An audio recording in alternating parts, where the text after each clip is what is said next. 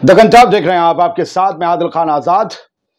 Hamas ने आज फिर इजराइल को हिला डाला है और ये खबर मैं आपको तफसील से दिखाऊंगा। साथ ही ये बताऊंगा कि इजराइल से आवाज उठने लगी है और खुद वो लोग जो प्रधानमंत्री दफ्तर संभालते थे उन्होंने ये कहा है कि टोटल विक्ट्री मिल पाना बहुत मुश्किल है गजा में। ये ख्वाब है जो पूरा नहीं होगा बेंजामिन नेतन्याहू का।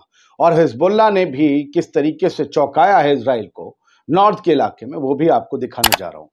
तो दक्कन टाइम्स को आप कर लें सब्सक्राइब, आदिल खान आजाद का आदाब करें कबूल। और सबसे पहले आप देख लें ये खबर।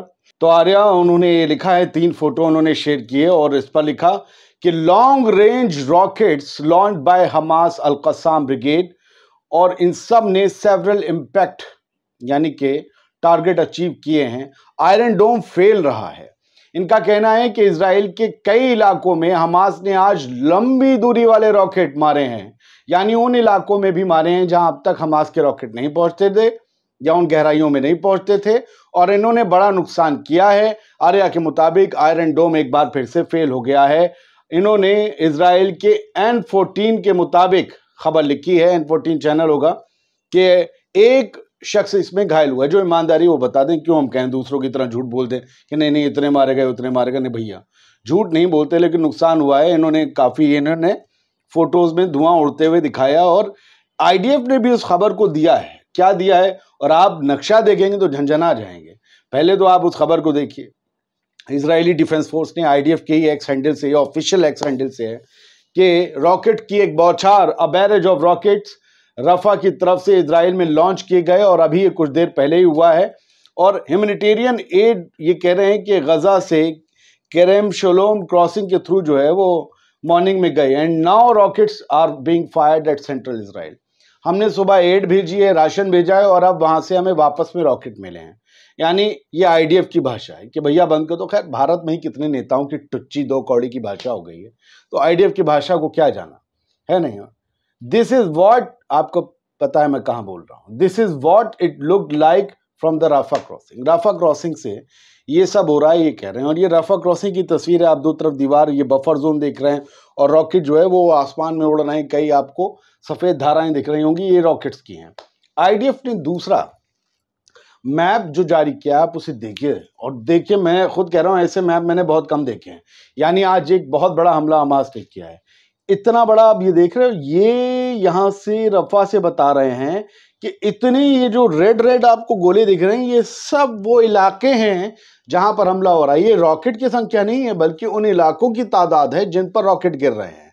यानी आज मुझे लगता है कि भाई बहुत ज्यादा रॉकेट हमास की तरफ से दागे गए हैं। और ये खुद आईडीएफ ने लिखा, we are not praising anyone, we are not taking one side और अपोजिंग वन साइड। नो, हमारा काम खबर दिखाना है। किसी को लगता है हम प्रेस कर रहे हैं, नहीं, खबर दोनों तरफ की दिखाई जाती है। और यह खबर तो इजराइल डिफेंस फोर्स के हवाले से है। सायरन पूरे इलाकों में सुनाई दे रहे हैं इजराइल के, ये बताया गया आईडीएफ के हवाले से। अब ये खबर आप तक जब तक एडिट होके पहुंचेगी, वो सायरन बंद हो गए या गूंजते रहे, मुझे नहीं पता। सिनवार, अब आते हैं 3 हेडलाइंस खास। सिनवार, याहिया सिनवार जो हमास के मेन लीडर हैं गजा के अंदर, पूरे फलस्तीन नहीं, गजा के निज़ाम जिनके पास था, याहिया सिनवार, उनके बारे में इजरायली ऑफिशियल्स के हवाले से खबर अल मयादीन लेबनान की वेबसाइट न्यूज़पेपर ने छापी है कि सिनवार पर कोई असर नहीं पड़ा। जो इजराइल ने राफा में इतना ज़बरदस्त तरीके से अटैक किया है, यह ऑपरेशन चलाया है, इससे याहिया सिनवार की पोजीशन पर कोई असर नहीं पड़ा। वो अनटच्ड है बंदा। दूसरी हेडलाइन अल मयादीन की, no chance of complete victory in Gaza, ex Israeli PM Ehud एलमॉट।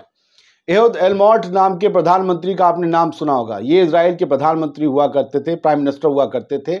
इन्होंने कहा है कि गजा के अंदर कंप्लीट विक्ट्री का, यानी टोटल विक्ट्री का, यानी पूरी तरह से जीत का कोई भी चांस इजराइल के पास है ही नहीं, कि वो हमास को टोटली वाइप आउट कर दे। No chance, no chance of total victory. It means कि इजराइल और हमास को इस खित्ते में एक साथ एग्जिस्ट करना होगा। तीसरी headline, Hezbollah destroys Israeli Merkava, releases footages of Almas attack। Hezbollah ने इजराइल के मरकेवा टैंक को फिर से तबाह किया है, और उन्होंने अलमास में जो हमला किया है उसके फुटेज जारी किए, जिसकी आप तस्वीर देख रहे हैं। अलमास इलाके में भी हमला करके इजराइल की इतनी बड़ी बिल्डिंग को उन्होंने तबाह तो नहीं किया, मैं कहूँगा ज़मींदोज़ हो गई, झूठ नहीं बोलूँगा, लेकिन बड़ा नुकसान पहुँचाया, बड़ा ब्लो हुआ है और मर्केवा टैंक को वो हर रोज़ उड़ा रहे हैं। ये इजराइल के लिए मुसीबत का सबब है। ये तस्वीर जिन खातून की है इन्हें आप देख लें। इनके बेटे को आप जानते होंगे, हर रोज़ उनके बयानात सामने आते हैं। इनके बेटे इजराइल के लिए नॉर्थ में बड़ी मुश्किल बन गए हैं। ये हसन नसरल्लाह की माँ हैं, थी सैयद हसन नसरल्लाह की माँ का कल इंतकाल हो गया और इनको अब लोग खिराज अकीदत दुनिया भर से पेश कर रहे हैं, जिनका हिजबुल्लाह को जो सपोर्ट करते हैं या उनमें उनकी जो भी एक्टिविटीज़ हैं उनसे वो मुतासिर होते हैं। तो अल-मायादीन ने ही इनकी माँ का जो है इंतकाल की ऐलान किया था। इन्ना न्यूज़ एजेंसी ने उनकी ये तस्वीर छापी है। मुझे लगा ये एक खबर है, ये भी आपको ज़रूर देनी चाहिए, क्योंकि आजकल हम फ़लस्तीन, लेबनान, इज़राइल के नज़रिए से आप तक खबरें पहुँचा रहे हैं। उम्मीद करते हैं ये वीडियो आपको पसंद आया होगा। शुक्रिया।